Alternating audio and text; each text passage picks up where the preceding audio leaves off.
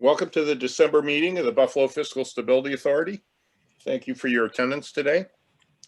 Our agenda involves various financial matters involving the city and its covered organizations, including the review of the final audited financial statements for those that have been completed, review of the first quarter reports, and a review of the City of Buffalo's proposed 2021 capital budget and related 5-year capital improvements program. We'll also consider 3 items recommended for our approval by the Governance Committee and 1 item recommended by the Ad hoc Committee formed last meeting. I will ask Director Floss to take the roll call of the directors, please.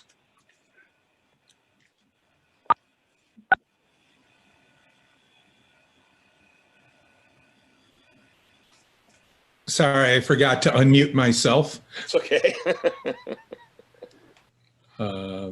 All right. Chair Olson. Here. Secretary Arthur is excused. Vice Chair Jerzak. Present. Okay. Director Floss is present. Mayor Brown. Present. Okay. County Executive Polenkars. Present. Okay. You have a quorum. Okay, thank you, Mr. Chairman. Fred. Our first order of business is to approve the minutes from the BFSA's November 23rd, 2020 board meeting. Directors will find a draft of those minutes and the accompanying resolution in your board book under tab 2. Is there a motion? I'll make a motion to approve the minutes. Second. Second. Second. Any deletions, additions, or other changes? Hearing none. All in favor of approving the minutes, say aye. Aye. Aye. Aye. Opposed? Okay. We will now move to BFSA items. The Governance Committee met earlier today and has recommended board approval of the 2021 BFSA board meeting schedule. The BFSA's 2021 Minority and Women-Owned Business Enterprise Goal Plan and the 2020-2021 Service Disabled Veteran-Owned Business Development Goal Plan. The items are provided under tab 1 of your board book with the accompanying draft resolution under tab 3. I will bring each item up separately for a vote. First, I'll move to adopt BFSA's regular meeting schedule for calendar year 2021. Is there a second? Second. Any discussion? Hearing none, all in favor, aye? Aye. Aye. Aye. Opposed? Okay. I'll now move to approve the 2021-2022 Minority and Women-Owned Business Enterprise Goal Plan. Is there a second? Second. Any discussion? All in favor? Aye. Aye. Aye. Opposed? Okay. I'll now make a motion to approve the 2021 Service Disabled Veteran-Owned Business Development Goal Plan. Is there a second? Second. Any discussion? All in favor, aye? Aye. Aye. Aye. Opposed? Okay. We have a resolution from the November 23rd board meeting related to the city's financial plan is deferred for consideration until the next full board meeting. I believe we have a motion to table this matter. I move to table. I second. Any discussion? Yes, I think that it's important, given even the changes today from the federal government on what monies may or may not be available to the city and to the state, that we don't really want to put out a document, and we don't want to have the city put out a document that businesses, community leaders, and others are going to start to plan using when the information in that document is probably going to be inadequate to make those kinds of plans.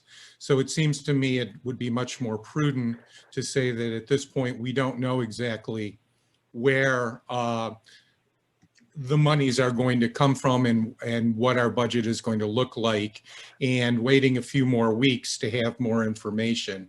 I think even today, noting that the comptroller has pointed out that we did not lose as much sales tax as was expected, both locally and statewide, tells us just how volatile the system is at this point. So I'm hoping that we will table this till we can give better direction to the city and a better plan to our community. Thanks. I certainly agree, particularly since it also affects employees of the city. And we don't want to spread an alarm when there's possible to avoid one. And there's so many uncertainties at the moment that I think it would be prudent to wait. We've waited this far. We've been in continual dialogue with the city and we're monitoring the situation, but it's being managed well. And I think it's best to defer until the picture is clearer. Any further discussion? No, I agree with you. This is Don Ostrich. Obviously things change every day and they do look more and more positive every day Right. going forward. So, yeah, so far, certainly your financial management has been vindicated by the continual improvement. We don't want to set out too much of an alarm until we know it's necessary. Mhm. Any further discussion? Only this question. Sure. Were we not compelled by a response deadline, report deadline to the state to file something? I believe we have. Is that right, Jeanette? That is correct. So we were required to file something with the state, and that filing did happen in July of this past July. So we're filed with the state. We made our notification, and we also combined it with the request for the approval of the ability to issue deficit bonds on behalf of the city of Buffalo. Okay, so that suffices in terms of our own compliance with reporting deadlines. Yes, it does. That's correct. All right. Thank you. And, particularly since we have such a productive and close working relationship with the city on this, I think it's best to just continue our informal consultation and discussions and defer this until we have a clearer picture. So any further discussion? Okay, hearing none, all in favor of tabling the resolution, say aye. Aye. Aye. Opposed, nay. Okay, it's tabled. Our next item for our review is the audited financial statement of the city of Buffalo for the year ended June 30th, 2020, is submitted by the city controller on December 1st, 2020. Bryce will review this item with us. Good afternoon. Give me one moment to share my screen. Full screen mode. And I'm not muted. All right, good afternoon, and thank you for giving me the opportunity to address the board. I will begin with the review of the city's financial statements for year end June 30th, 2020.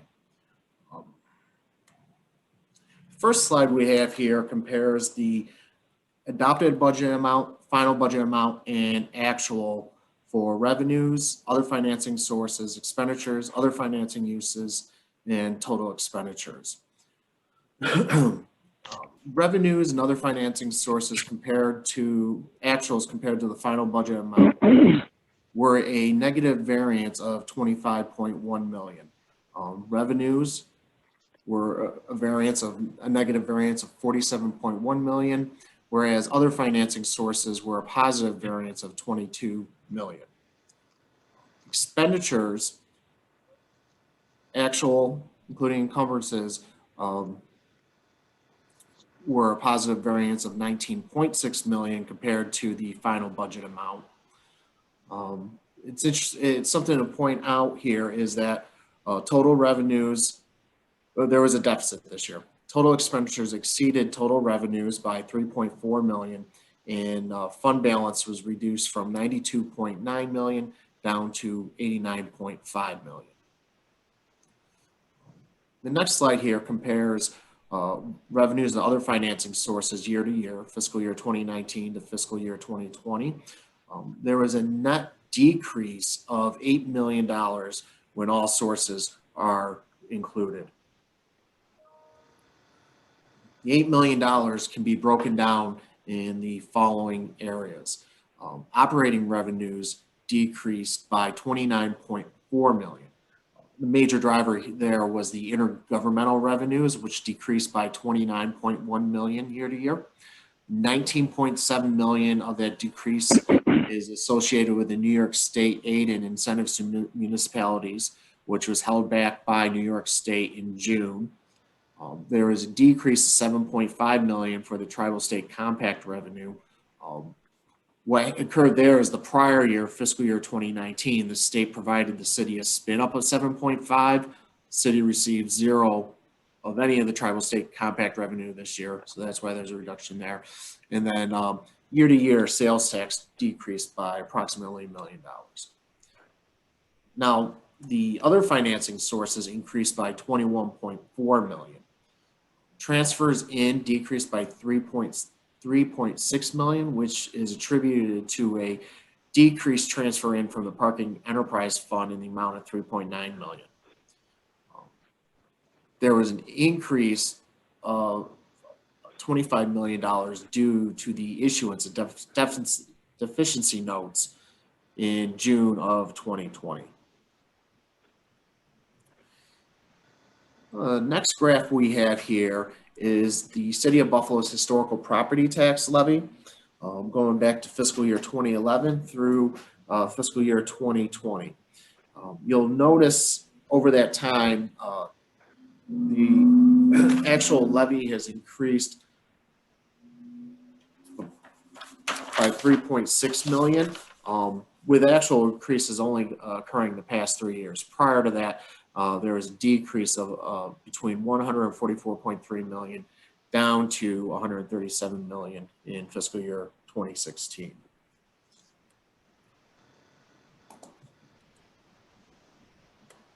There we go. The next slide is the historical sales tax revenue between fiscal year 2009 through fiscal year 20. So over that period, there was actually an increase of $16.5 million. However, year to year, there is a decrease of approximately $1 million. Now, this past year, fiscal year 20, was going to be the first year that they included the sales tax provision, the internet sales tax provision. So there was, prior to the third quarter, sales tax was trending in a positive manner compared to the adopted budget. The next slide is the historical state aid.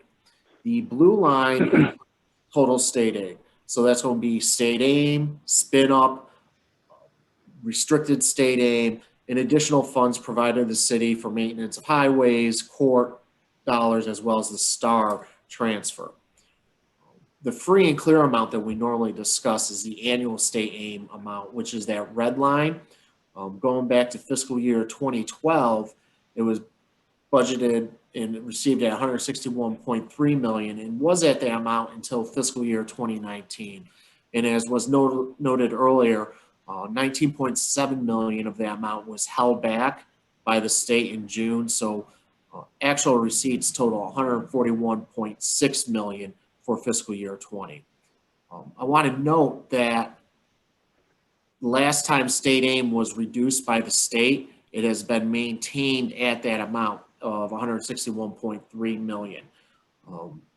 We'll see what approach the state takes going forward on that.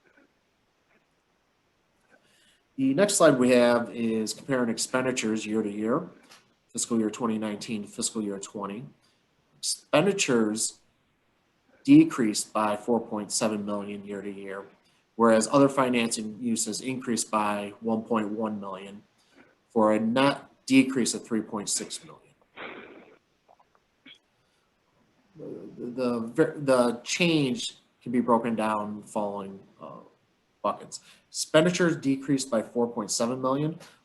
Departmental decreased 5.7 million and included a decrease of 4.2 million in general government support. Public safety decreased by 800,000, and then streets and sanitation decreased by 800,000 as well. General charges increased by 1 million. The other general charges category increased by 4.8 million. This included an increase of 3.5 million for judgments and claims, as well as an increase for allowance on uncollectibles of 1.3 million. Fringe benefits decreased by 3.8 million year to year. Major changes included 5.5 million decrease for health insurance costs, 1.8 million increase for the salary adjustment line, a 1.3 million increase for pension contributions, and a 1.4 million net decrease in all other fringe benefits. And then interfund transfers out increased by 1 million, and that $1 million increase was for debt service costs. The next table we have here is a comparison of final budget versus actual revenues going back to fiscal year 12 through fiscal year 20. Between fiscal year 12 and fiscal year 2015, actual revenues were fairly consistent and close with each other, with fiscal year 2013 being an outlier where actual revenues exceeded budgeted amounts significantly. Now, a concern in this trend that's developed recently has occurred between fiscal year 2016 and 20, where there's a variance between actual and budgeted revenues. Between fiscal year 2016 and fiscal year 20, actuals have not reached budgeted amounts. So over that period, there's been a negative variance of revenues when compared to the budget of 14.5 up to 25 million over that 5-year period.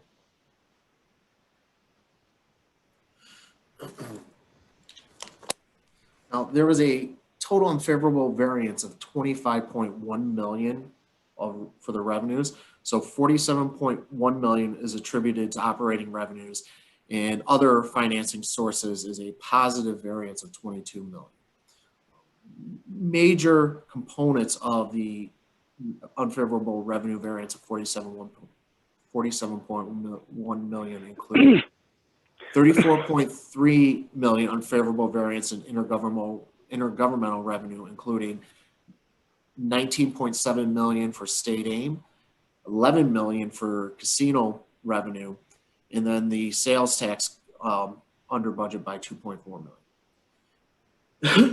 There's a 5 million unfavorable variance in charges for service revenues. That includes 2.6 million for the rental dwelling registration fee, 1 million due to on-street parking meter fees, 800,000 due to entertainment surcharge fee, 0.5 million due to public utility inspection fees, and then 900,000 all other service charges and fees.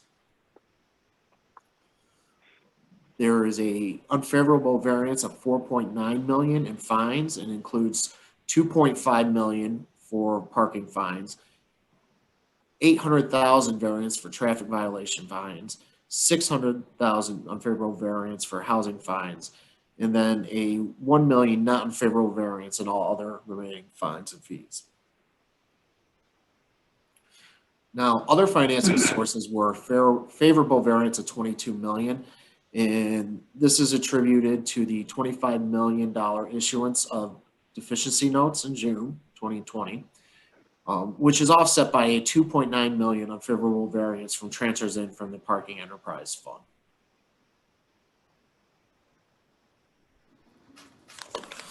Next slide we have here is another historic one going back to fiscal year 12 through fiscal year 20, comparing final budget to budgetary actual amounts.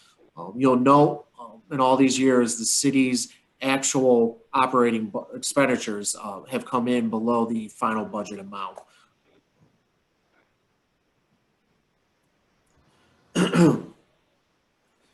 So we're going to review some of the significant variance points for between fiscal year 19-20,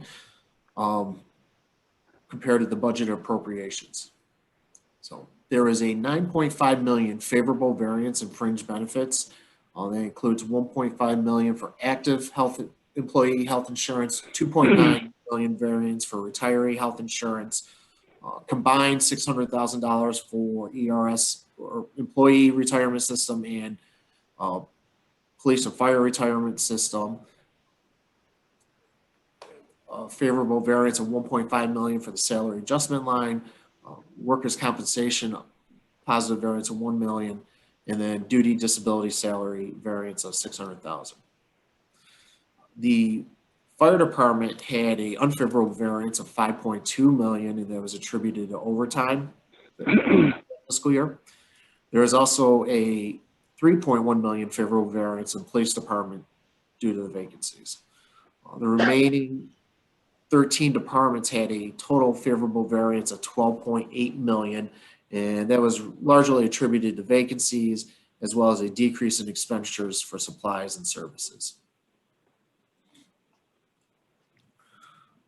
The next slide we have here is comparing fund balance between fiscal year end 2019 and 2020.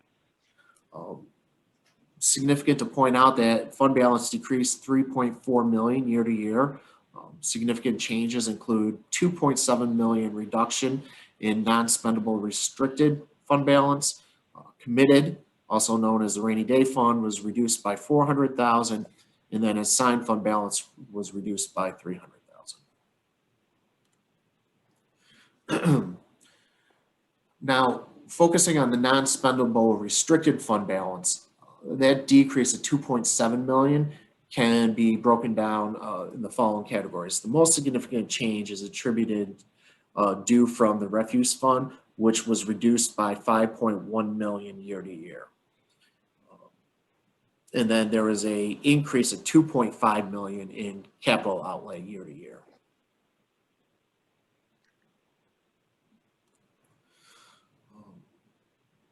The committed fund balance is subject to a purpose constraint imposed by Common Council.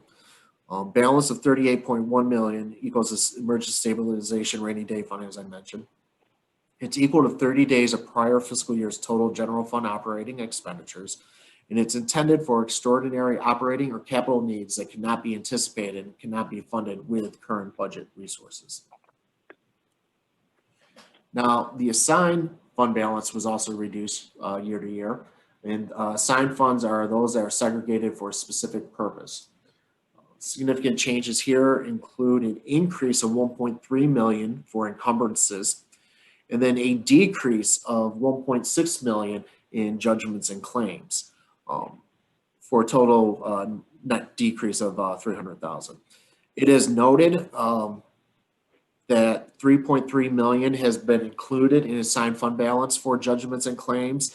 However, the city stated that they estimate judgments and claims are going to be more in the range of 8.3 million.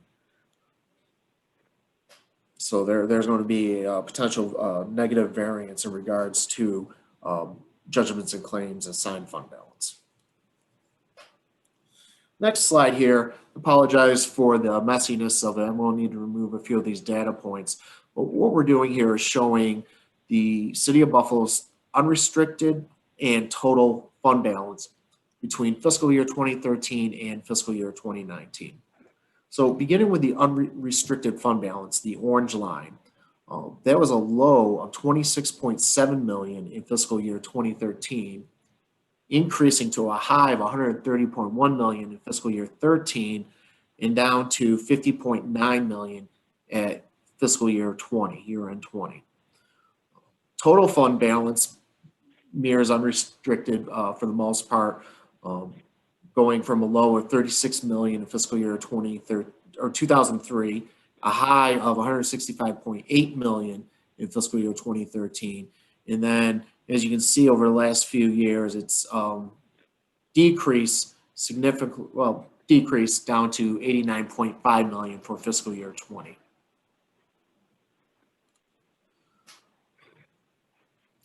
Next slide is the city's OPEB slide.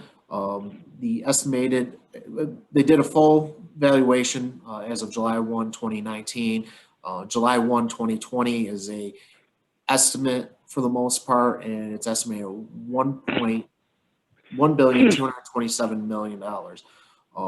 So compared to the high of 1.6 billion in fiscal year 2010, that's been a 25% decrease on the city's OPEB over the last 10 years approximately.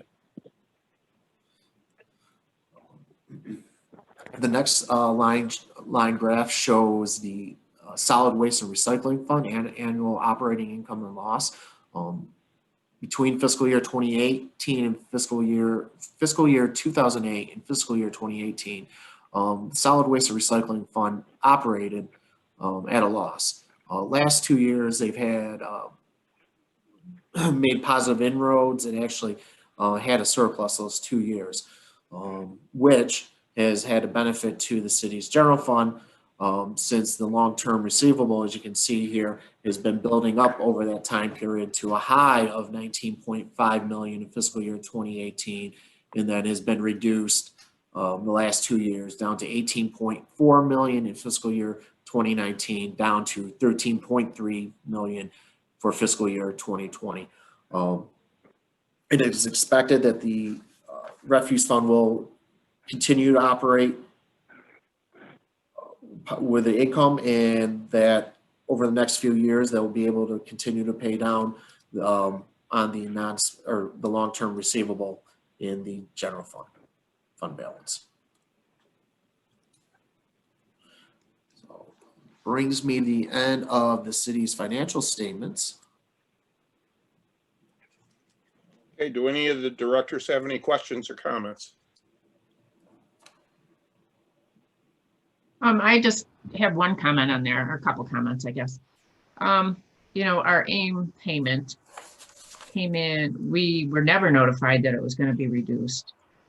And, you know, I mean, I have to almost pat the city on the back that we did so well, even though we did lose the 19.7 million.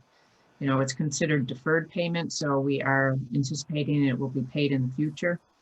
I know Bryce said that historically they have not brought our payments back to current level, but I think the way the country is going right now, when the state and the money starts flowing, they are going to bring us back to where we are. I think everybody throughout New York State needs that AIM payment.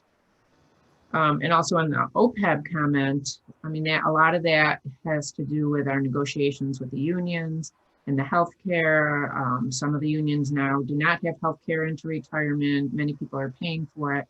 So the city has done a lot with their negotiations to help that number be reduced on an annual basis. And the user fee, you know, there's been a problem for prior years, and now it has been a positive to the city in helping pay down the liability that we have in the fund balance. So I think that's a real positive thing also that the city has done in the last year. I think it's pretty clear that the numbers show prudent and a well-managed economy under very difficult circumstances. Without a doubt, particularly the reduction in OPEB, the successful negotiations with the unions, the management of vacant positions in the budget, all show positive. Any other comments? I'll just continue my discussion on the calculations of OPEB for a second, which I sort of object to in principle as being not only confusing, but also misleading. And I think not only with the work that the city has done to get their benefits under control, as long as interest rates stay near or low, close to zero, that we're going to see significant drops in that number simply because of the way that the calculations are made, whether we do anything or not. So I would hope as we look at pensions and benefits going forward that we don't use this number, but because we will end up I think in a shorter term, making mistakes on how to calculate those benefits and what the impacts are going to be to the city's budget and to the employees that are receiving them. Thank you. Any other comments? Yes, just this easy one to Bryce. Just as a reminder, the 25 million revenue that we showed from the deficiency notes, just to remind us, generally, how many years is it going to take for us to retire that? With it being a deficiency note, I believe it's a short-term one, and it is due December 30th of fiscal year 21, or December 30th, 21. So that is Sort of 18 months? 18 months after its issuance of June 2019. Okay, thank you. Yes. And the mayor is currently in discussion with our state delegation on extending the payment back on the deficit note. I'm sorry, Donna, extending what? Just say that again. Extending the payment terms on the deficit note. So currently it's 18 months and he's requesting either a 5 or a 10-year payback. All right. Okay, thank you. Very helpful. Yes. Any other comments? So just out of curiosity on that, what's the mechanism? Will that require state legislation to do a longer payback mechanism, or is there a different fiscal mechanism on that? That requires the state legislation. Okay, that's what I thought. Okay.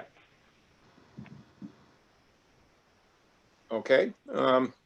Next item is to briefly review the city's first quarter report. BFSA's report on this item was provided under tab 4 of your board book, and Bryce will review this item with us as well. All right, thank you again. I'll be brief on these comments since we covered some of this material at our November meeting. The city's first quarter report was submitted. As of September 30th, the city is projecting a year-end surplus of approximately $800,000. Revenues will have a unfavorable variance of 11.4 million, whereas expenditures are projected to have a favorable variance of 12.2 million. This chart breaks out major revenues by category, comparing the adopted budget to the first quarter year-end projection. In total, negative unfavorable variance of 11.3 million, 8.3 million in departmental revenues, and then 3 million associated with transfers in. The unfavorable revenue projection of 11.3 million can be broken down as follows. 6 million projected to be under budget in fines. That includes 3.7 million decrease in parking fines, 2.1 million in regards to moving violation tickets, and then a 200,000 negative variance in all other fines. There's a 1.6 million projection to be under budget in intergovernmental. That's 1.5 million variance in parking surcharge refund. This amount, intergovernmental, at the end of the first quarter still includes the 65.1 million in federal assistance, as well as the 11 million for the tribal state compact casino revenue. There is a 1.2 million unfavorable variance budget in service charges, 400,000 due to decrease in parking meter fees, 400,000 in relation to mortgage default fees, and then 300,000 in relation to foreclosure fees. The parking enterprise fund is projected to be under budget by $3 million. And then all other revenues, a net positive variance of 400,000, and that includes taxes, license and permits, miscellaneous revenue, and interest income. So big takeaway on that is, outside of the intergovernmental funds, it's any of the service or fee funds that require residents to consume or utilize parking or be issued a ticket are areas where the city is projecting a negative variance at this time. Moving on to expenditures, we have total expenditures with a year-end positive variance projection of 12.2 million. 7.3 million is associated with departmental charges, and then 4.8 million with general charges. The 7.3 in budgetary favorable variance can be broken down as follows. There is a negative variance of 1.2 million in the fire department, as overtime is still concerned there. Remaining departments project to have a favorable budget variance of 8.5, and that includes a positive variance of 2.5 million in administration and finance, $2 million in public works, 1.1 million in the police department, and then all other departments, net $2.9 million positive variance. Under general charges, there's a 4.8 million favorable variance projected. 2.9 million is attributed to utilities, and then 2.1 million for fringe benefits, 1.2 million for retiree health insurance, 600,000 for workers' compensation insurance, and 200,000 for dental insurance. There is a net 200,000 unfavorable variance in all their general charges. At this time, there's no projected variance for transfers out. In regards to staffing, total budgeted FTEs for fiscal year 21 is 2,688. As of September 30th, 2,448 positions were filled, creating a variance of 240 FTEs, or approximately 9% of the workforce. Moving down specifically to police and fire, there was, under the police department, there were 798 budgeted positions. 747 of those positions were filled, creating a variance of 51 positions, or 6.3%. And then on the fire department side, budgeted FTEs 742, filled FTEs 722, so a variance of 22 or 3%. Something I'd like to note, both fire and police under the filled FTEs is a significant number of recruits. So for example, with the fire department, I believe there was approximately 36 recruits still going through the fire academy at September 30th. However, since then, they've completed their training and been deployed to their respective firehouses in the month of October. Similar situation exists with the police department. Those officers are now been moved to their field training and will be working with a senior patrol officer over the next few months. Moving on to conclusions and recommendations, BFSA recommends the city continue to monitor the financial impact from the COVID-19 pandemic and be prepared to implement an alternate spending plan in the event revenues are insufficient to support expenditures.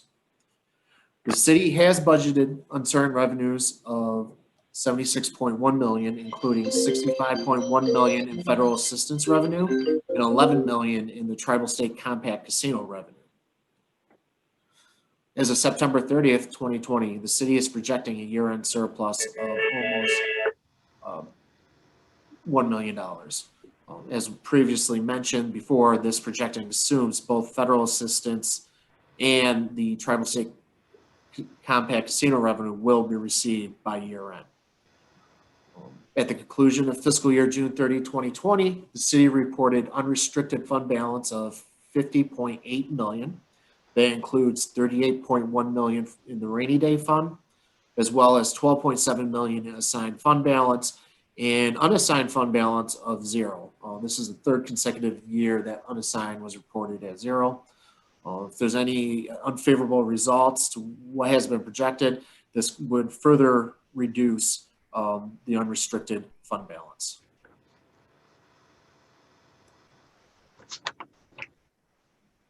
And that brings me to the end of the city's first quarter.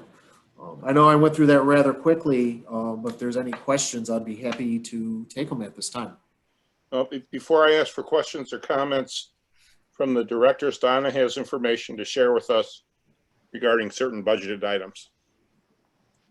Some of the things that we have been doing, I kind of wanted to speak on that. I think you may have read in the paper about the traffic unit through the police. they've agreed to not do that unit, and that is approximately 41 officers. And there's going to be a savings on that because these officers now will be detailed throughout the city and the precincts. And it was a closed, what they call a closed shop. So anytime there was a need for someone to come in, it was always those same people who got called in for overtime. So we will see a reduction in overtime at that point.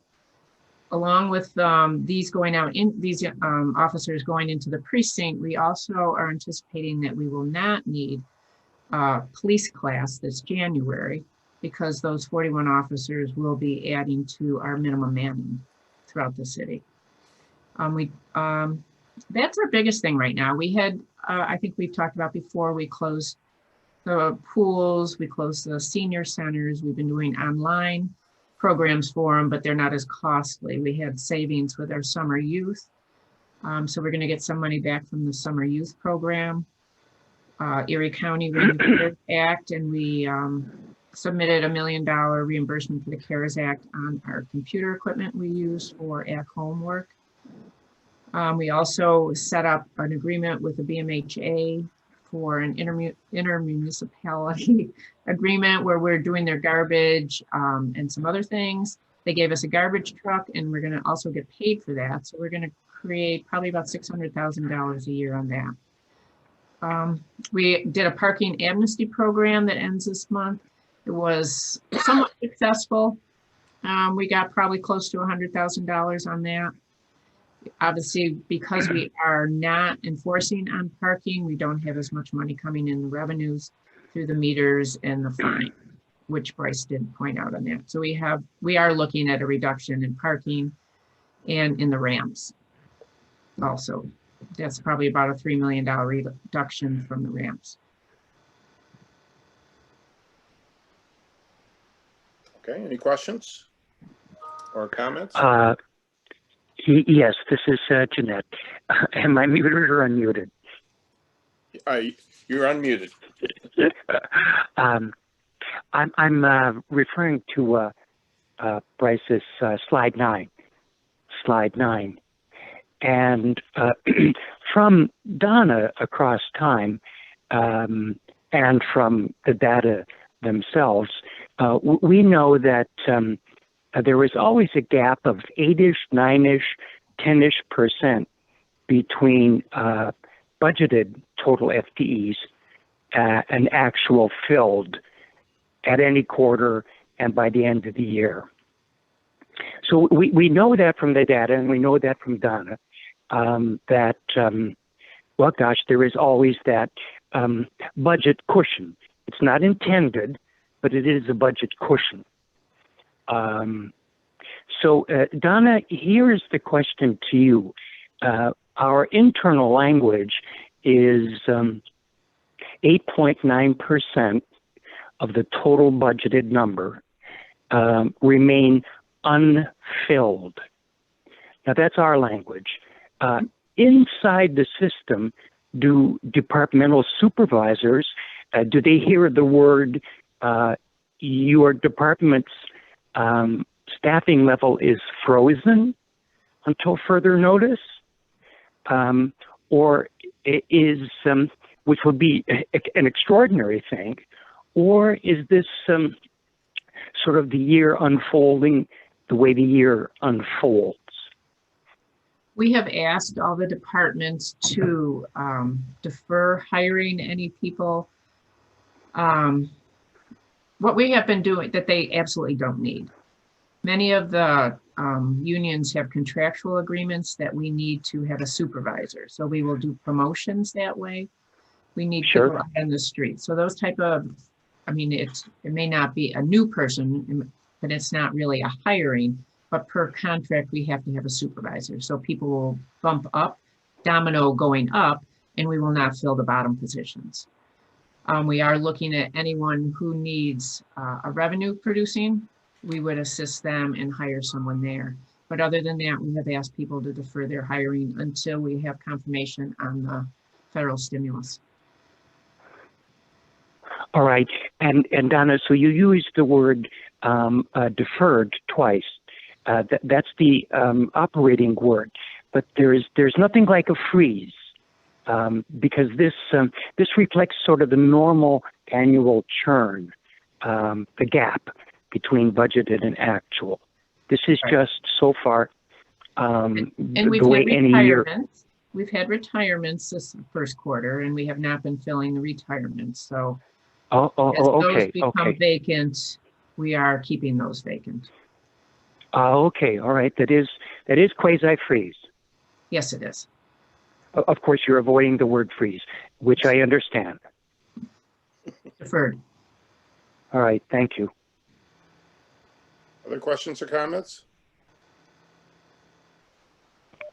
On sales tax, after the October reconciliation number from New York State, we're only 3.86% behind 2019 year to date, which really is astonishing.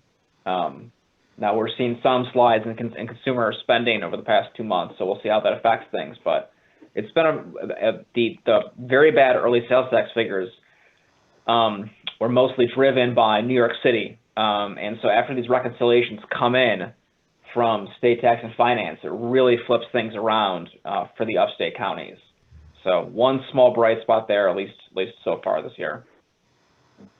I looked at our sales tax this morning, and kind of, if you said, I know some of it was a readjustment, but we are, compared to this time last year, we are $1 million behind, $1.5 million, I think it is, which is much closer than what we anticipated.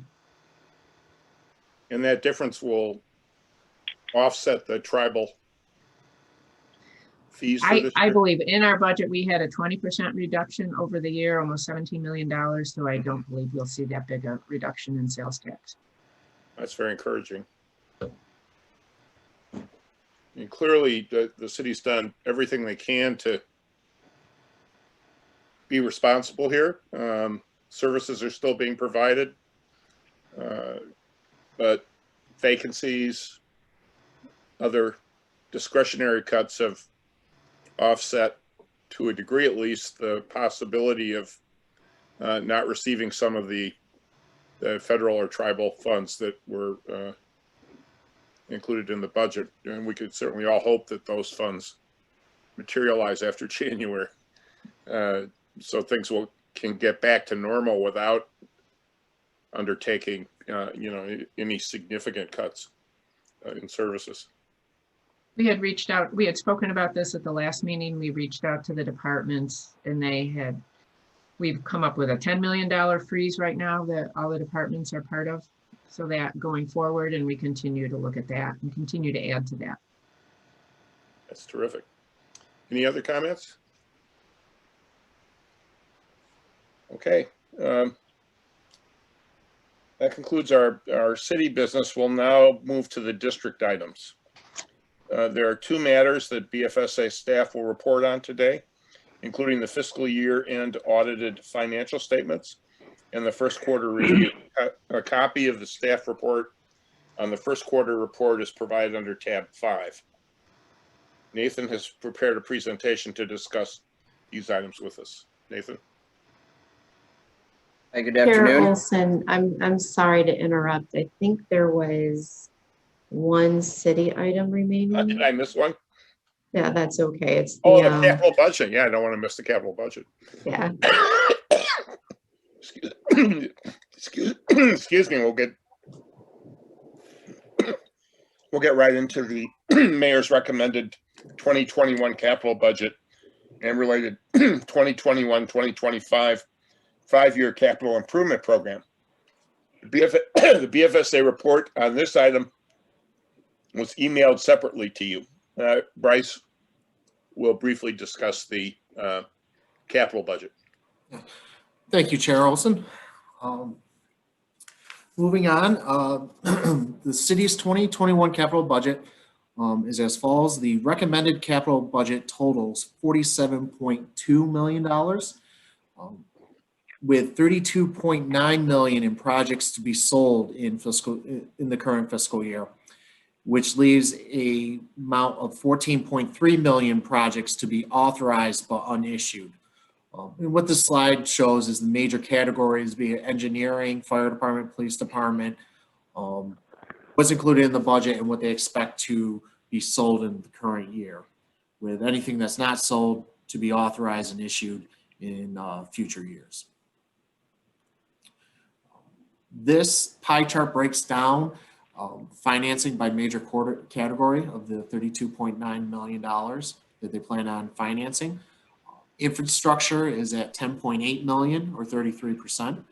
City buildings, 12.1 million or 37%. Economic development and culturals, 4.2 million or 13%.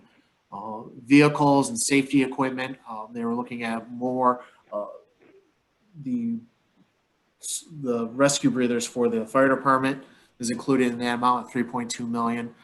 Demolitions and tree management at 1.5 million, and then parks at 1.1 million. The mayor's 21 request includes the 32.9 million in citywide projects that will be financed this year that we just saw in the pie chart. In addition, there's 14.3 million authorized but unissued projects for a total of 42.7. Now the 32.9 million financing can be broken down to two buckets. 15.1 million is part of the 2021 capital plan, and then 17.8 million are projects that were previously authorized but unissued. And that's what gets us to the total of 32.9 million that's going to be requested to be financed. The comptroller's limit for financing for the current year is 32.9 million.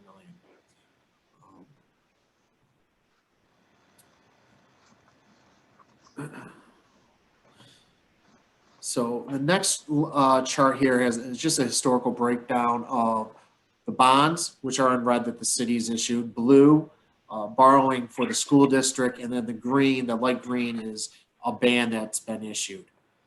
So as you can see, proposed 32.9 million in the current year. Last 2 years were bands, 34.8 million in 2020, 22.1 million in 2019. The next slide here is outstanding bond proceeds going back to fiscal year 2016. Total outstanding bond proceeds right now are 22.3 million. Compared to last year, that's actually a decrease of 1 million because last year total bond proceeds outstanding were 23.3 million.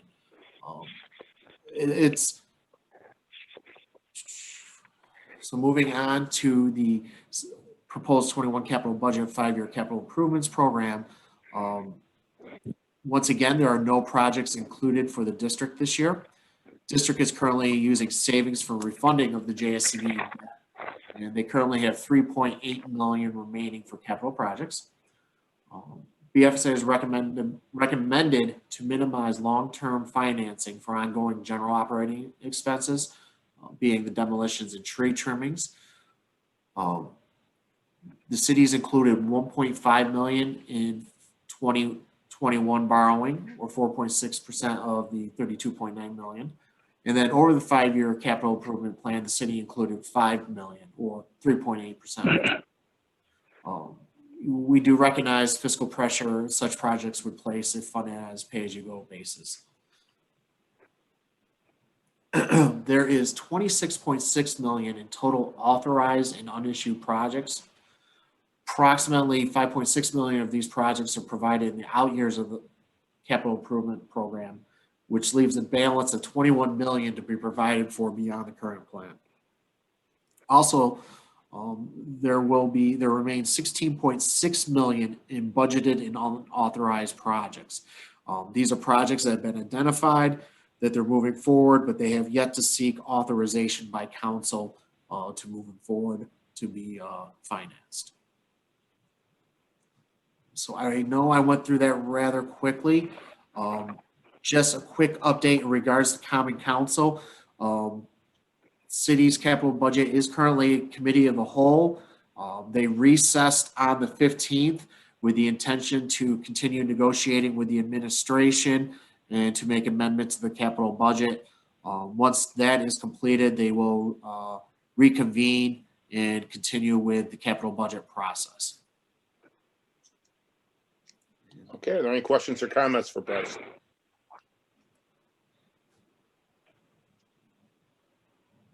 Okay. Okay. Since they're not, now we will move to the district items. And we'll begin with the fiscal year-end audited financial statements and first quarter review, which are provided under tab 5. And Nathan will now do it. Sorry, Nathan. Problem. You just pull up in the PowerPoint here.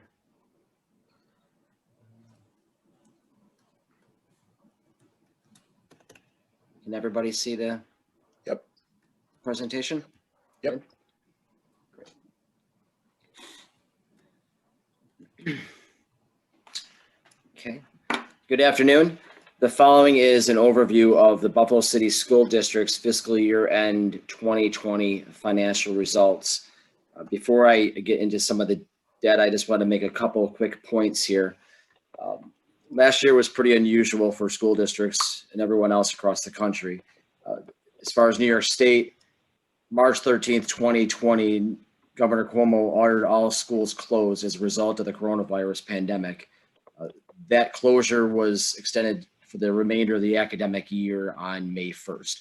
And so this fiscal year includes atypical operations where the school district had to cease operations near the end.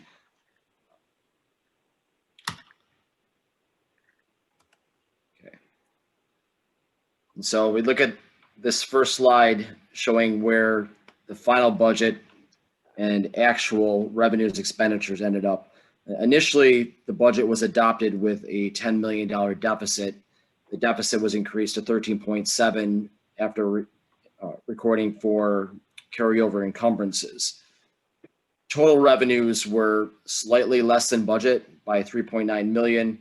However, expenditures and other financing uses were close to $60 million less than budget. And this is overwhelmingly due to the early closure of the school year. The net change in fund balance was, rather than a usage of fund balance, a surplus of $42.3 million and a budgetary surplus of $68.8 million. And I'll get into the detail behind that.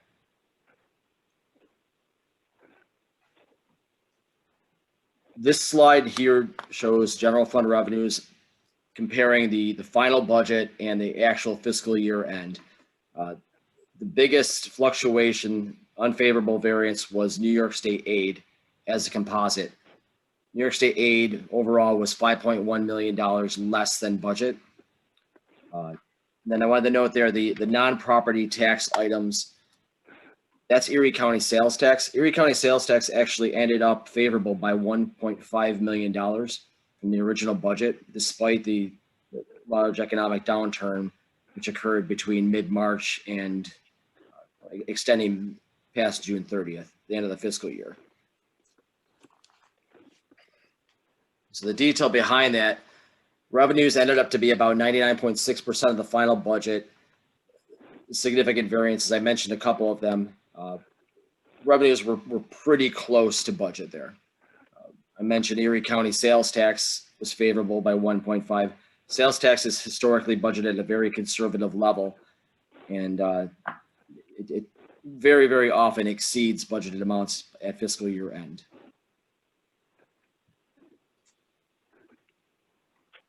Fiscal year 2019-20 general fund expenditures, pretty much every category was favorable. The final budget had $931.1 million. Actual expenditures at the end of the year within the general fund were $871.2 million and close to $60 million favorable.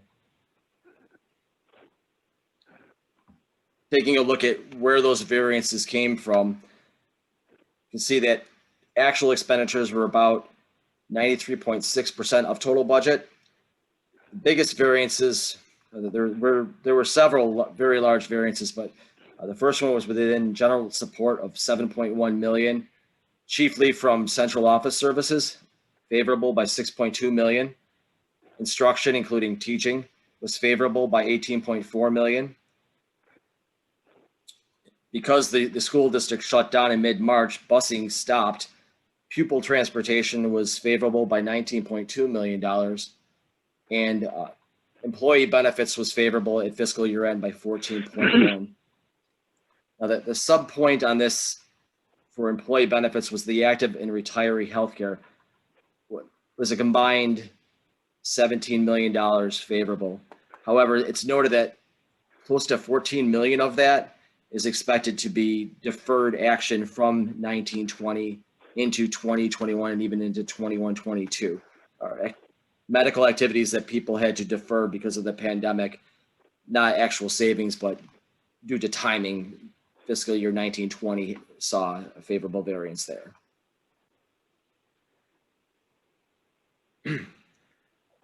Taking a look at the fund balance summary, this slide compares fiscal year end 1920 with the prior fiscal year 18-19. On an overall basis, total fund balance increased by $42.3 million. That could be broken down with increases of 6.2 within non-spendable, including inventory, and restricted fund balance, 6.2 million. Assigned fund balance increased 37.2 million, and I'll break that out a little further in a moment. And unassigned moved slightly, $1.1 million.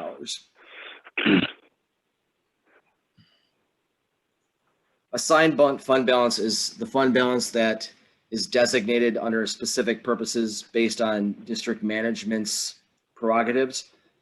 They're not held by that. It's not determined by the Board of Education, but determined by, as I said, district management. And so look at the fiscal year end 2020 assigned fund balance totaled 149.1 million. This included subsequent years expenditures of 50 million, which is the fund balance that is used to fill the 2021 budgeted deficit. An additional 49.1 set aside for other post-employment benefits. Prior year claims, including state audit claims of 9 million, and then a few other categories, capital projects of 16 million. As I indicated, deferred claims on health insurance budgeted for this year, but it also an additional amount set aside within fund balance for future health insurance claims. And then a $5 million designated for school budget equity fund, which was created several years ago. This fund balance category is used to determine that if it is determined within the school year that certain schools did not get an equitable amount of funding, there's fund balance in assigned that could be utilized to negate those inequities, reallocated across the district to address that issue. And then finally, we take a look at historical OPEB. The last valuation at June 30th, 2020 was $2.6 billion, increased for the prior year 2.39. Payments are budgeted annually without accrual and are based on the pay-as-you-go system. So there's no fund or trust set aside to fund the OPEB liability. However, they pay on a pay-as-you-go basis for all OPEB claims, including retiree health insurance.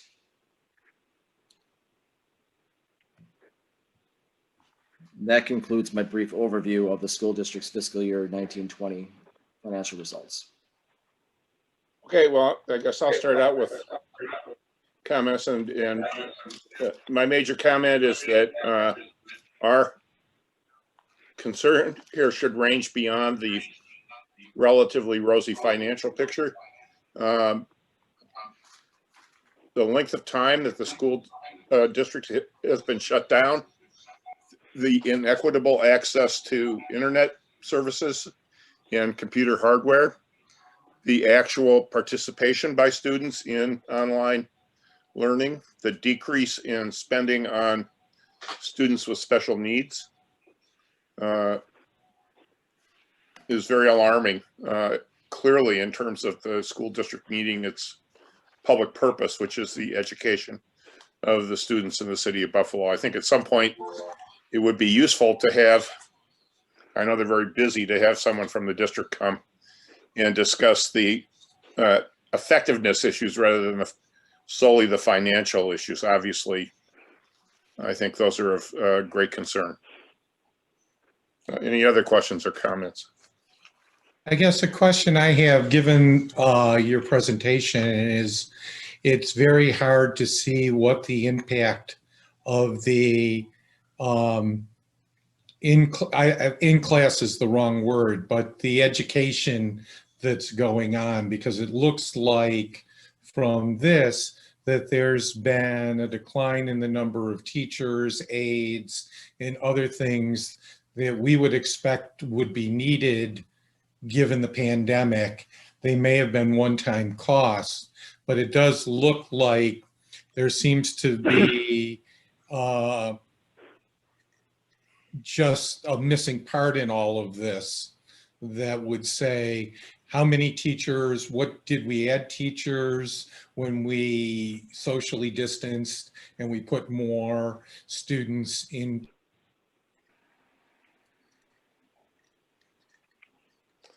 I completely agree.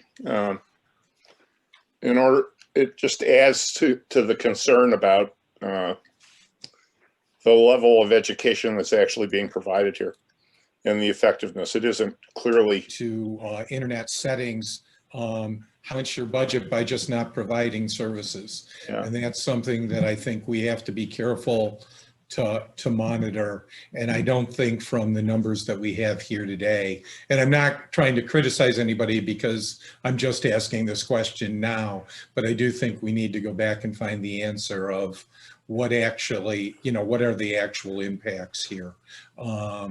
As you listen to folks out in that are researching this, if we're talking about individuals, students who are going to be losing upwards to 2 years of educational attainment, what are we going to do then as a school district to get them back up to speed so that they can graduate, find good jobs, go to college, those kinds of things.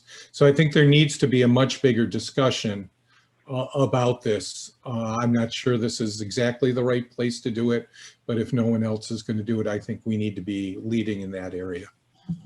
I would agree, and I think it is appropriate for us to do it. We've always taken the position that it's important to look not just at the budgetary aspects of the city and other covered entities, but also the effectiveness of their services as a result of that budgeted. And I think particularly with respect to the school district, it's a critical issue that needs to be publicly addressed. And I think we are actually a pretty good forum for that, given our overall responsibility to ensure that critical services are not adversely impacted by budgetary or other considerations. Any other comments? I agree with Niels and Fred, and I disagree with Niels and Fred. The agreement is that there's an ugly truth in these numbers. There is a budgetary windfall from a number of decreases, transportation included. So there ends up there's a budget windfall, but ultimately the penalty payer for the windfall is the learners. I agree with you. I disagree with we should be the vanguard in asking the efficacy question. To what degree is there damage? How is the district trying to cope with the damage, real or potential? I really think we should not do that alone. I think we should do that sort of thing, let's say, in the public's view, in the public's mind, with the school board, for example.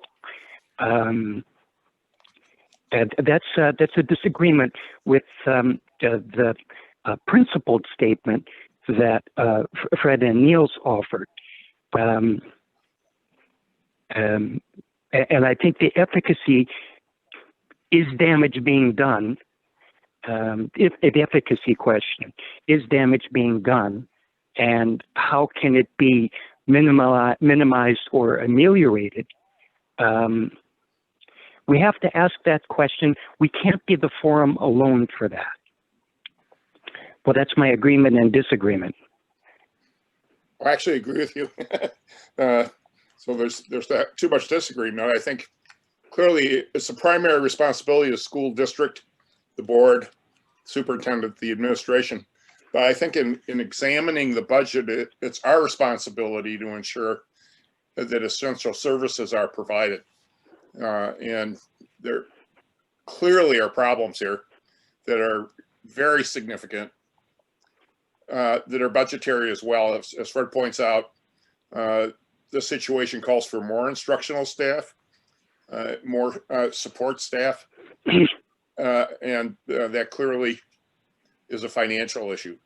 I also think that it's helpful if we look at this in conjunction with the administration. I would hope that we can get someone from the school district to come in and begin to discuss the efficacy of the essential services that they're providing with us, so we get a better picture of exactly what's going on. And we can provide an additional public forum for that information to be discussed, critiqued, and disseminated. Yeah, I would hope maybe we would have the president of the school board along with the superintendent and others invited to that discussion. I agree. And I think it might be useful to also hear from the teachers as far as what the effect on instructional staff is. I agree. I agree with the emergent consensus. Any other questions, comments, discussion? We have been seeking to arrange a meeting. I understand that these are extremely difficult times, but hopefully we can do that in future meetings and fairly soon. Even a special meeting would not be inappropriate, I think. Okay. I think that, am I correct, Jeanette, that concludes our discussion of the school district? Actually, I think Nathan had a couple comments on the Q1 report. Okay. So we'll.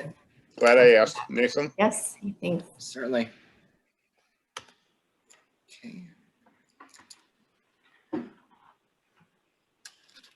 Moving along, the following is a review of the Buffalo City School District's Q1 report. I'll give a quick update on the start of the school year. The budget was modified to recognize carryover encumbrances of $4.7 million. On September 8th, the school district reopened after it closed in mid-March. And the reopening model that was used is a 100% learning model, or remote learning model. This includes both remote done synchronous with live classes done via Google Classroom or Zoom or whatever virtual platform is being utilized, as well as in asynchronous formats, which is independent studying. There had been an intent to phase in-person learning beginning in mid-November. However, with the recent uptick in COVID-19 cases in the area, that phase-in has been deferred. The last update given was last evening. The superintendent said that it would be reevaluated following the Christmas season to see where local infection rates stood. Once in-person learning begins to be phased in, it will initially be for approximately 6,000 students with the highest need, as determined by the school district.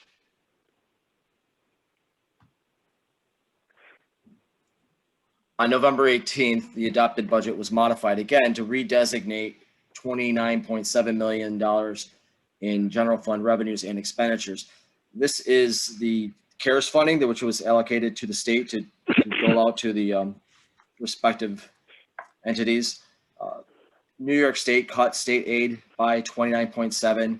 It's backfilled by federal dollars. However, NYSED came out and said that it would be more appropriate to recognize this not within the general fund, but within the special projects fund or the grants fund.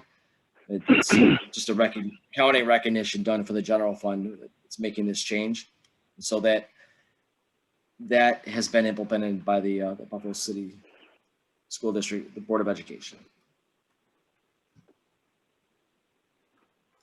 Moving along, I have a slide here that compares the modified budget revenues and expenditures along with the projected revenues and expenditures at fiscal year end. The budget was adopted with a $50 million deficit. Revenues are projecting to be at budget as of September 30th. Expenditures are projected to be about $15 million favorable for a budget surplus of $15 million and a operating deficit of $35 million. And I'll get into the detail behind that, but significantly, continued remote learning has impacted the current fiscal year as well as it did the prior fiscal year. Okay. General fund revenues are at budget. I want to point out Erie County sales tax numbers. The budgeted amount is $44 million. Fiscal year end last year ended $48.5 million. Just to check my notes here, it does seem that sales tax numbers are coming in much or somewhat stronger than budget. So while nothing has been projected at fiscal year end, I would anticipate that to be somewhat higher than the 44, barring any substantial economic downturn. At December 2nd, Erie County sales tax receipts were less than $1 million off from where they were in the prior fiscal year at this time. And so I'm hopeful that it'll at least meet budget, if not exceed.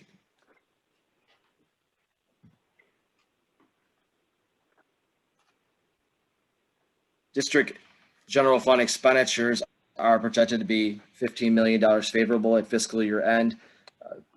There is a $1.5 million favorable variance within total employee compensation. This is due to some vacancy. Benefits reflect the vacancy. Charter school payments are at budget, debt services at budget. Over transportation favorable by $15 million at fiscal year end. These are based on the results from July 1st through September 30th. I would anticipate that to be somewhat higher in that remote learning has continued past September 30th. Some level of transportation has occurred for charter school students and for area private school students. However, for the most part, most services are discontinued at the time. And then all other expenditures are projected to be unfavorable by about $1.8 million for a net of 15.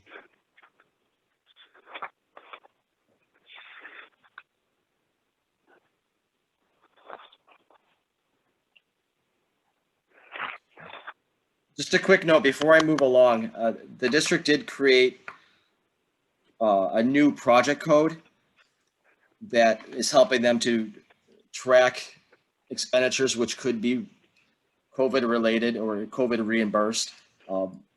Much of those are within the all other expenditures category there. Supplies, PPE, that sort of thing. And so they did develop a mechanism to track that and hopefully get perhaps FEMA reimbursement and or other federal reimbursement for those atypical emergency expenditures. Okay. Next slide is a comparison of district employees. We have, based on all funds and the general fund basis, the budget versus the actual at September 30th.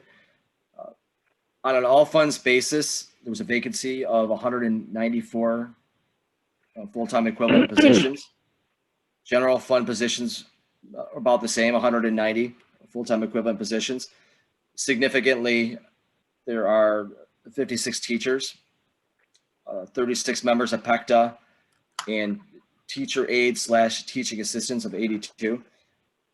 This is not dissimilar from prior years at September 30th.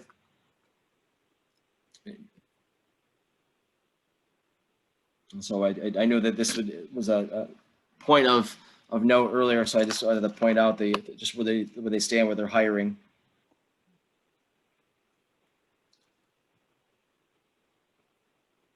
And finally, moving into the summary section, the district does have a fiscal year end budgetary variance projected of 15 million. Much of this has been covered, so I won't reiterate it again, but the school year did begin fully remote, and it has continued to be fully remote, as everyone has heard. At the end of the first quarter, there was a vacancy rate of 3.9. No significant budgetary variances within employee compensation and employee benefits have been forecast at fiscal year end. However, if the level of vacancy were to continue out through the school year, a more substantive variance would occur. Overall, the district's current fiscal year projections are conservatively made. The final operating results are expected to be favorable. That concludes my brief summary of the school district's first quarter report. The district plays a significant social role in the community. What's been done with respect to meals that have traditionally been provided throughout the day? Yes, meals have continued to be provided by the school district. They have over 40 sites across the city for pickups. I can get much more detail on that, but meal services have continued for the students as well as for other people in need. Any other questions? Yes, we have been concerned for 4 or 5 years about the deep structural problem, or rather dynamic, which is to say the population bleed out to charters. And the district had agreed with us that and they began last year to fashion an incremental response plan. So and so hundred fewer students means so and so dozen fewer staffers. It was all of the to be determined plan details about dealing with the population shift. So here's the question: when will we have what's the word? Reliable census numbers to put into our own spreadsheets that document population changes? When will we have this year's hard numbers to add to our historical timeline or population line? Vice Chair Jurasek, are you referring to student population? Yeah. Yes. Yes. Yes. Okay. I have those numbers now that I can provide. They were provided within the quarterly. Well, could you just put them up against the historical trend, comparative trend patterns you've prepared for us in the past? Now we'll simply add first quarter 2020 to what you already have, so that is the trend line exactly what the trend line has been, or will all this accelerate migration out to the charters? Certainly, that's something that I could have prepared and provided for the board. I could give historical district enrollment as well as charter school enrollment, if that's what you're seeking. I mean, you already have that. We just I do. Freshen it with current census. Absolutely. Yeah, I agree. It would be important to see that, since there's at least an assumption that the longer the district refrains from in-person instruction, the more bleeding will occur to charter schools, which may well reopen sooner and more effectively. So it would be interesting to see that number. Absolutely. Yes, it might be a frightening number. Yeah, exactly. The other part to that, I think, is that I would call it lost students too, because you may have a projected amount of students we thought were going to be here, a certain amount that are in charters, but there may some just sort of fall off the counts that ended up not being anywhere given everything. And that would be an important number to know as Yeah, well. it's certainly a matter of great concern. Any other questions for Nathan on the schools? Just a background comment. So there is a very strong push by the governor for Buffalo to resume in person as fast as possible. And that's going to be ongoing, I think, over the next month. In addition, in my talks on the current COVID relief bill, it's clear that school aid is going to be in there. It'll be a pass-through from the states, but there's absolutely going to be some school relief in there, probably significant, with strings requiring the states to pass that down. So could be of benefit to the city. Thank you. Any other comments? Okay, we have one item to review for the Buffalo Municipal Housing Authority, which is to review the first quarter report. Copy of the BFSA analysis on this item is included under tab 6. Nathan will briefly review this item with us.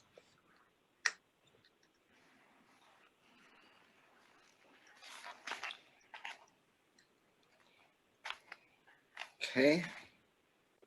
Moving along to the next presentation, I'll give a brief overview of the Buffalo Municipal Housing Authority's fiscal year 2021 first quarter results. BMHA reported fiscal year to date revenues of 11.6 million, expenses of 11.2 million. Both of these numbers represent 23.8% of the 2021 adopted budget. Revenues exceeded expenses by $400,000 at September 30th. At this point, BMHA is not projecting any increase or decrease in net income at fiscal year end. These numbers are all based on the consolidated budget.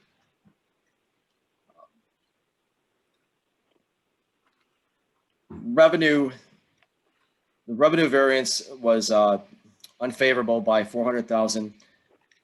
Expense budgetary variance was favorable by 600,000 as compared to the budget to date.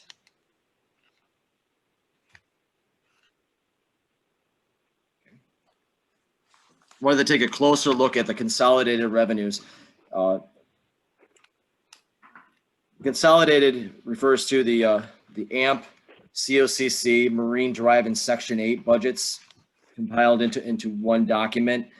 On a consolidated basis, revenues were budgeted to be 12 million at the end of the first quarter. Actual was 11.6. And some of the variances there were the HUD subsidy of $700,000, net dwelling and non-dwelling income of $200,000, a favorable variance with Section 8 vouchers of $600,000, and then some minor fluctuations within the miscellaneous, all of the revenues of 100,000.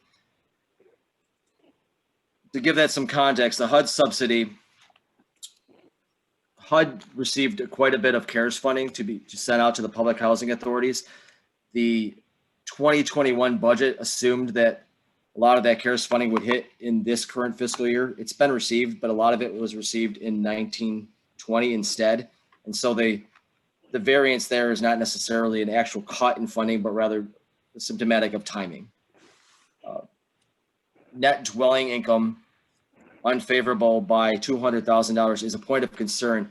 There is an unusually larger level of tenant rent delinquency at the moment. Marine Drive was about at budget to date. Some of the AMPs made up for the $200,000 variance there, and so it's something to track and to keep close watch on. But at the end of the first quarter, there was an unfavorable variance, and it was specifically from AMP rental income.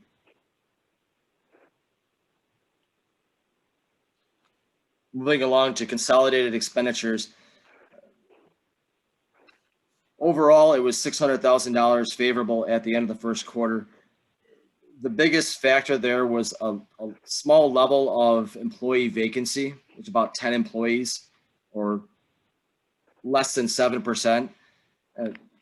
That allowed for some employee compensation, employee benefit variances.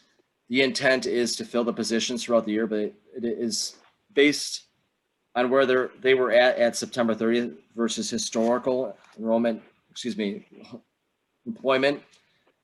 The percentage of vacancy was smaller than historically seen.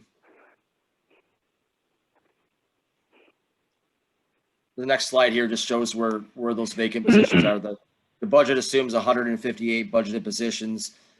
148 of those were filled as September 30th. The variance was 10 positions, mostly within blue collar asset management positions.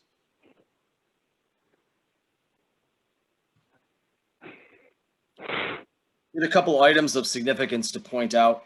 CARES Act funding received in fiscal year 1920 was $2.5 million,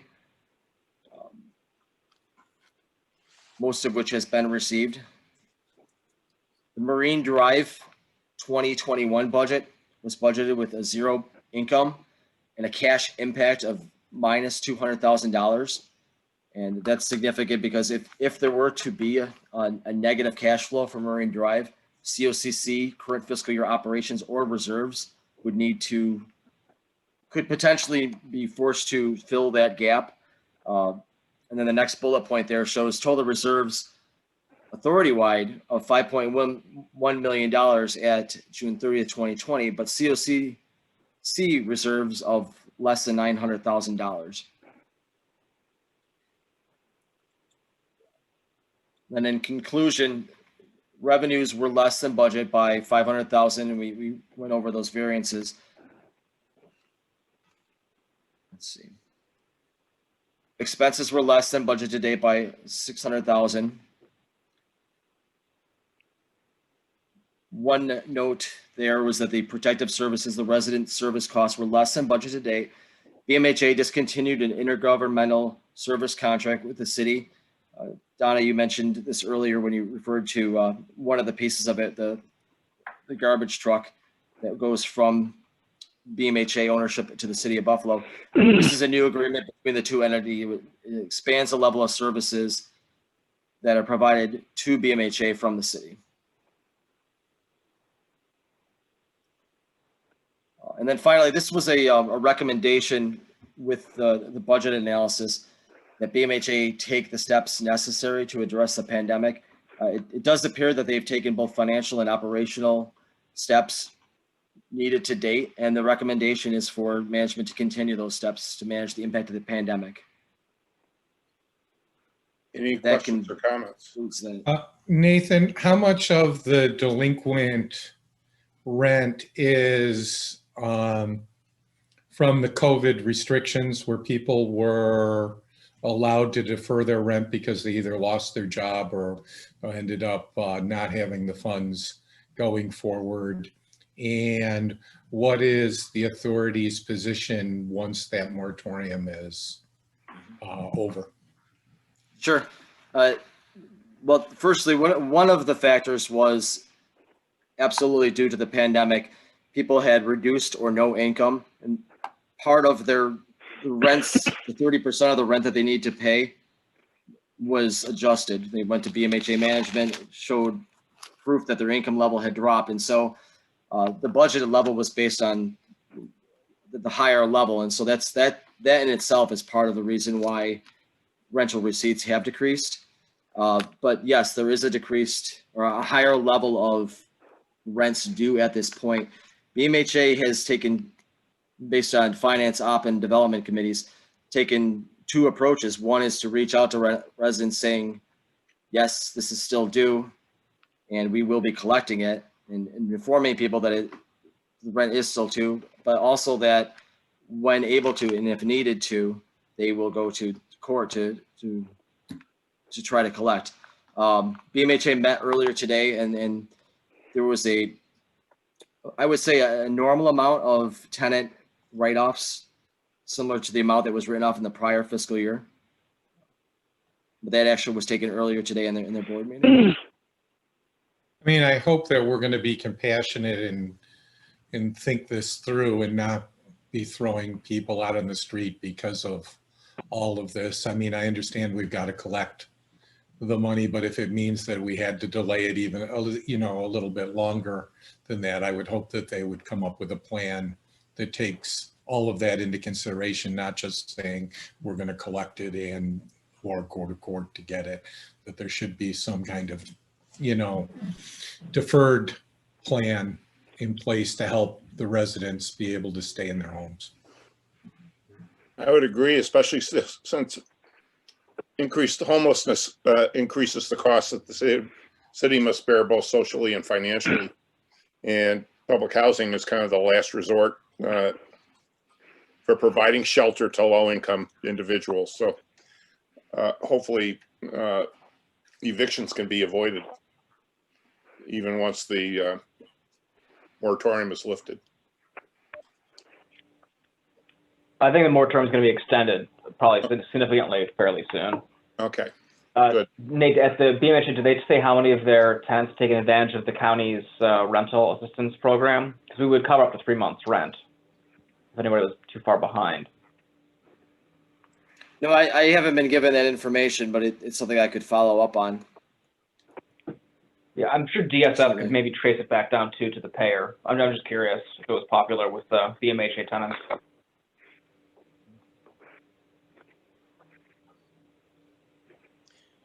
Any other questions? Okay, we now move to the final agenda items, including the year-end audited financial statements of the Buffalo Urban Renewal Agency and the review of the first quarter report. A copy of the staff report on the first quarter is provided under tab 7. Bryce will review these items with us.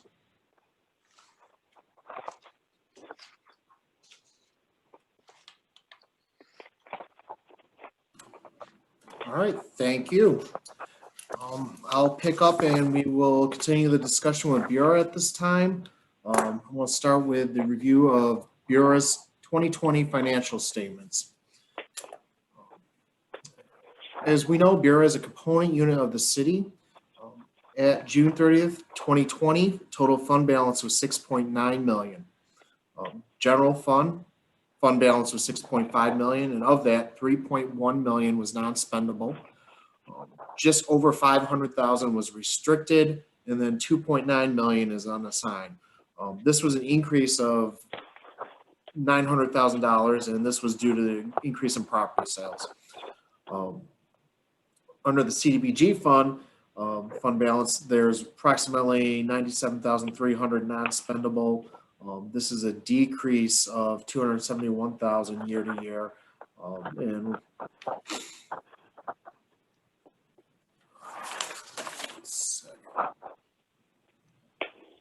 So when you look at the financial statements, total expenditures for fiscal year 2020 totaled $49.8 million, which was an increase of $3.3 million compared to 2019 total expenditures. Federal grants, being the largest component of those expenditures, totaled $46.7 million in fiscal year 20. Under those federal grant expenditures, the largest component is the Section 8 housing, which totaled $37.7 million, followed by CDBG expenditures at $6.9 million, and then home program expenditures of $3.3 million. They're fairly in line with 2019 expenditure amounts outside of Section 8 housing, which actually increased by $2.2 million year to year. The next slide we have is summary of revenues and expenditures, total governmental funds basis comparing fiscal year 2019 to fiscal year 20. Significant points there. There is an increase of $1.9 million in revenues year to year. Significant component of that is a $3.7 million increase under the federal grants driven by the Section 8 housing. Repayment of program loans increased by $847,000. And then there was a decrease in other of $2.6 million. And the other includes state grants, rental income, sale of property. Moving down to expenditures, increase of 2.6 million year to year in expenditures, with 2 million directly attributed to the Public Human Services or the Section 8 housing component. Increase in rehabilitation and preservation of facilities of 540,000. So moving on to the next one. I already summarized a few of these already. I apologize. As I said, there was a year-to-year increase in federal grant revenues of 3.7 million. Community development block grants increased by almost 260,000. Section 8 housing increased by 2.2 million, and then the home program increased by 1 million. There was a year-to-year increase in collection of program loans of 800,000. CDBG increased by 74,000, and then all other is a net increase of 772,000. And then on the expenditure side, I mentioned there was a net increase of 2 million in public service and human service programs. $500,000 increase in rehabilitation and preservation activities. 400,000 is attributed to home programs. 200,000 for CDBG and general fund expenditures. And then there was a year-to-year increase of 54,000 for planning, management, and administration and economic development activities. Next slide is a breakout of Bureau's OPEB. As you can see, a low of 12 million in fiscal year 2013. Currently, the estimated value at 6/30/2020 is 23.3 million. So they are managing those costs. Other notable items from Bureau's financial statement review. All prior year findings have been addressed. There was a current year finding, including a misstatement that was addressed through journal entries. Recognizing the sale of property and transfer to the city was the issue there. There were recommendations of formalized written policies from Bureau, including formalized loan write-off procedures, federal cost allowability determination and cash management policy, under human resources, compensated absences policy, financial accounting system capabilities, and disposition of property. There was a list of items, future GASB reporting requirements to be evaluated to determine the impact of Bureau in future out years. The outside firm worked with Bureau management, identified all the upcoming GASB and the statements in the year that they would impact Bureau. And that brings me to the end of the Bureau financial statements.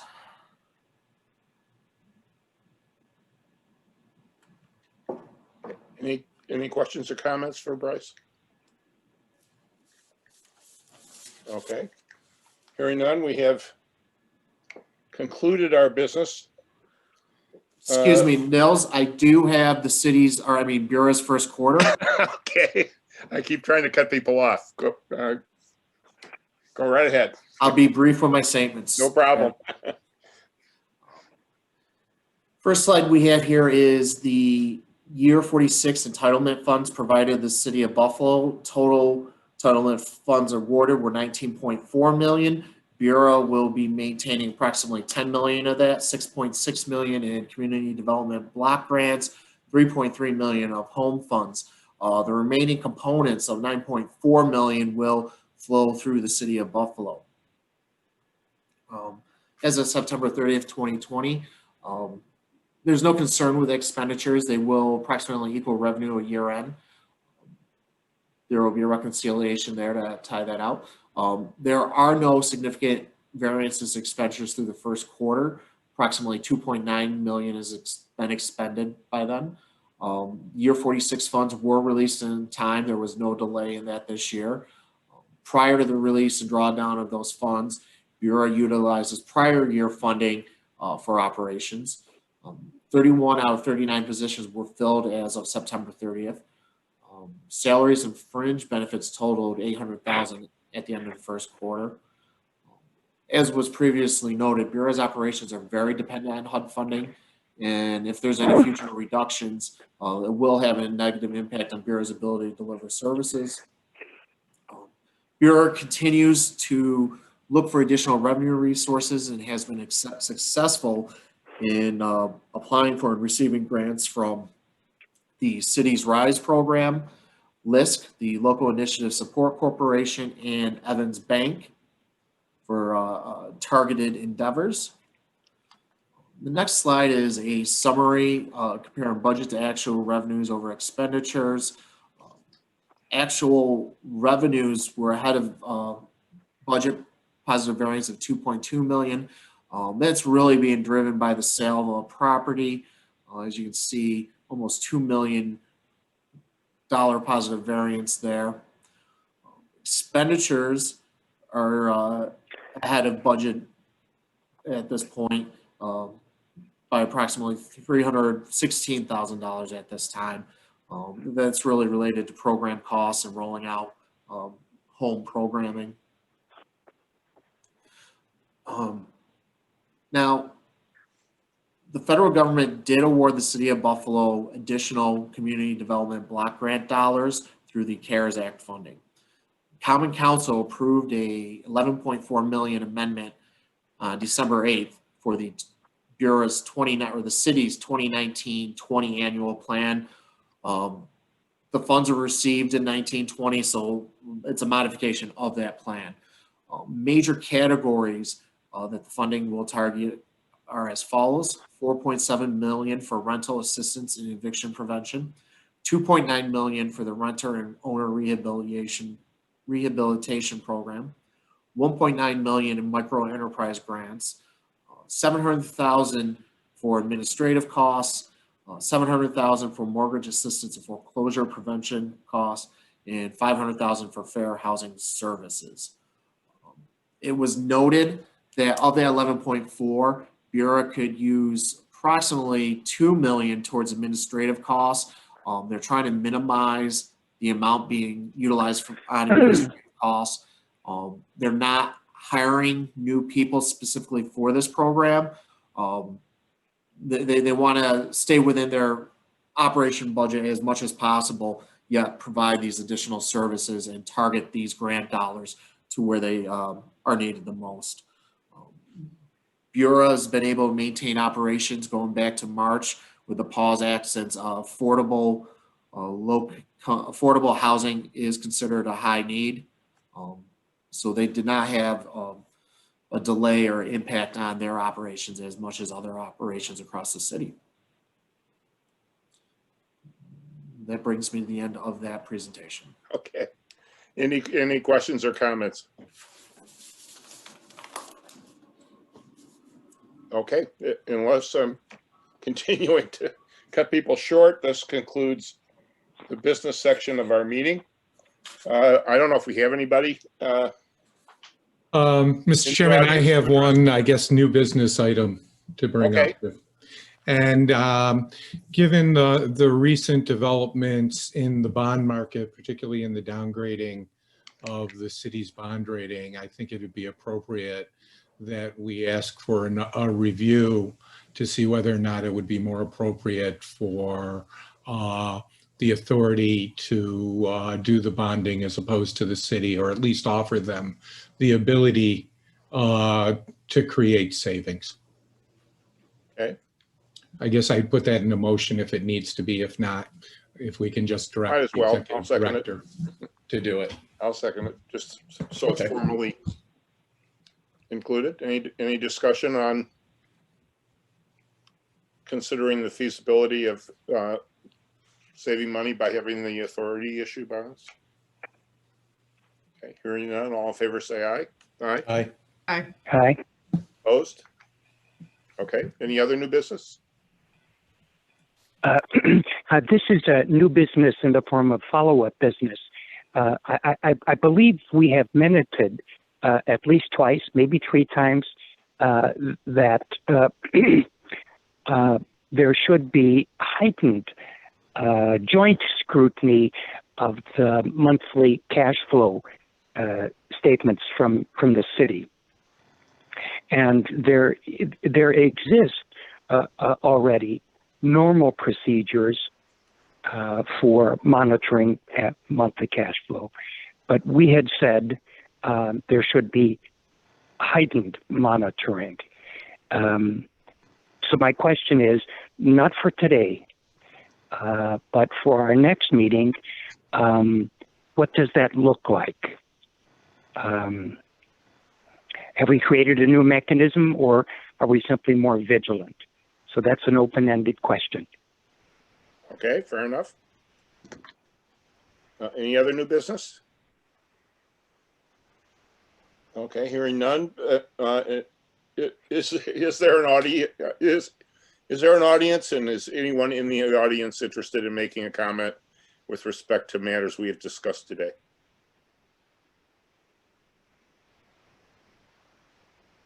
Guess not. I move to adjourn, Okay, Mr. by Chairman. consensus. Absolutely. Thank you, everybody. Everybody have a healthy and safe and happy holiday season. And we'll Thank see you in you. March, if not before. You too. Goodbye. Thanks, everyone.